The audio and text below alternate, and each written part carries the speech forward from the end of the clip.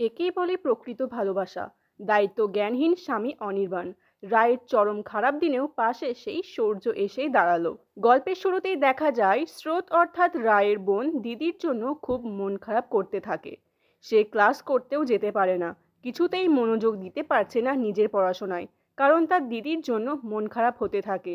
দিদির চিন্তায় জেরবার হয়ে পড়েছে সে। রায়ের স্বামী অনির্বাণ এবং তার প্রেমিক সূর্যের কথা বলতে থাকে। তারা বলতে থাকে রায়ের শরীর খারাপের কথা নিয়ে। অনেকে রায় জানায় যে সে প্রেগনেন্ট নয়, তার গর্ভে সূর্যের সন্তান নেই, কিন্তু তার শরীরের লক্ষণগুলি অন্যরকম, হতে পারে কোনো জটিল রোগে আক্রান্ত সে। তাই সূর্য বলে রায়কে আরও ভালো ডাক্তার দেখাতে।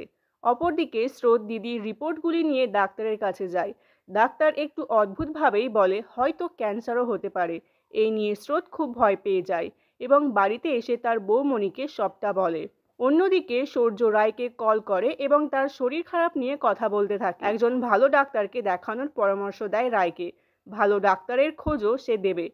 অনিতার সঙ্গে কি কথোপকথন হয়েছে সেটিও রায়কে বলে এবং বলে যে অনিতার উপর রাগ না করে সে যেন একটা ভালো ডাক্তার দেখিয়ে নেয়, কারণ এই লক্ষণগুলি খুব একটা ভালো নয়। রায়ের পাশে থাকার আশ্বাস দেয় সূর্য। তো ভিউয়ার্স, মিঠি ঝোড়া দেখতে আপনাদের কেমন লাগছে তা অবশ্যই কমেন্ট করে জানাতে ভুলবেন না। আর এরকম নিত্য নতুন খবর পেতে চ্যানেলটিকে সাবস্ক্রাইব করে সঙ্গে থাকুন।